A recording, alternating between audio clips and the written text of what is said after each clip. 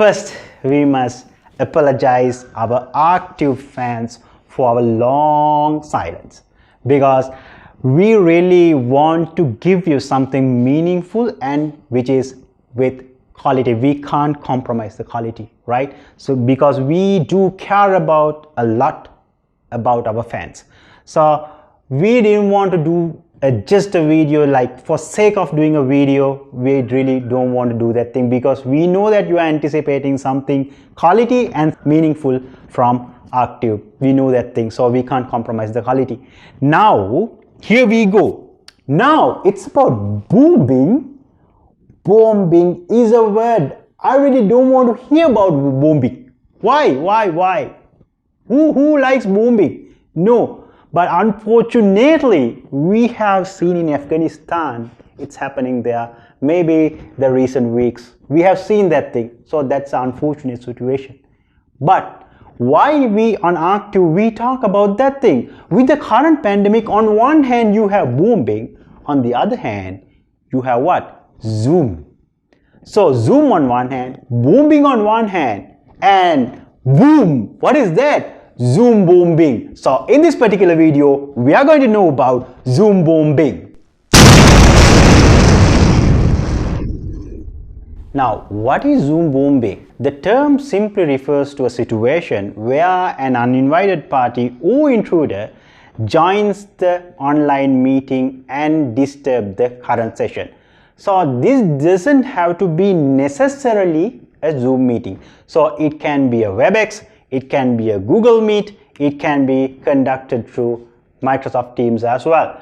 Though we say it's video conferencing and some intruder enters to that video conferencing and disturbs that thing, so technically it can be for voice conferences too, because it happens in voice conferences too. Now, if you want, like, it can be seen like kind of a cyber attack as well. So what they will be doing? After that intruder joins the meeting uninvitedly, what they will be doing? Like, they will be posting some content. What content? Unwanted content. It can be like maybe racist content, maybe it can be some porn content or something like that. At the end of the day, what will happen? Booming, so that you need to shut down the meeting, right? But sometimes there can be exceptional situations, like mistakenly you will be sharing maybe a wrong video, maybe a wrong window. Then sometimes we have seen a lot. What is happening is you are forgetting what? To turn off the camera, and you act like wild. So in that case, make sure that you take the precautions, in the sense, make use of the tools which are available in there, so you are not going to be a victim of that particular incident. How do you protect yourself from Zoombombing? So that is a good question you should ask from active. We are there to advise you. Now, many video conferencing platforms introduced or already have their certain security features. However, many did not care until recently. Let's have a closer look at the options available. Now, firstly, let's see what are the features you should disable. For easy access, we keep meeting password embedded for one-click join enable in the meeting link. We strongly advise you to disable this and share the password separately if possible. Now, if you are the host, you can keep the video and screen sharing disabled for all participants. The other feature you can disable includes file sharing, remote control, and join before host. Now, another important feature to disable is allowing participants to rename themselves. This will enable you to identify the people to a certain extent. Now, you can also disable removed participants rejoining as well. Now, let's say that is the disable thing. What features you should enable then? What features you should enable then? So we talked about disable thing. What features you should enable then? This is essentially include muting participants upon entry, always showing meeting toolbar, identify guest participants, and in the waiting room.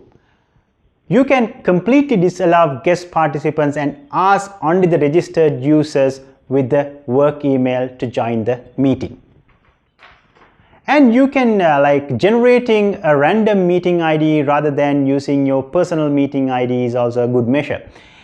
And remember to lock the meeting once all participants are in. Now, the above features we have already discussed some features may not be available in all platforms.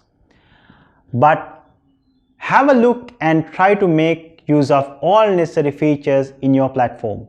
Now, law enforcement authorities will also amend the rules to include Zoom bombing. For example, in United States, Zoom bombing is illegal. Recently, Zoom Video Communication, they had to pay about $85 million to settle a lawsuit claiming it violated users' privacy rights by sharing the personal data with Facebook, Google, and LinkedIn and letting hackers to disrupt Zoom meetings or Zoom bomb. Now, no matter how much security features you have in your collaborative platform or video conferencing system, it's up to you to protect yourself, because if you have already shared maybe mistakenly your meeting ID with the password, what will happen? Your Zoom bomber will be in the waiting room, so he'll be definitely attack you, right? So make sure that you have a better understanding of your collaborative platform. It can be Zoom, it can be Teams, it can be Google Meet, right? Hope this helps. Don't be afraid. Stay home, work from home, learn from home, but take necessary precautions. Stay safe until we meet again.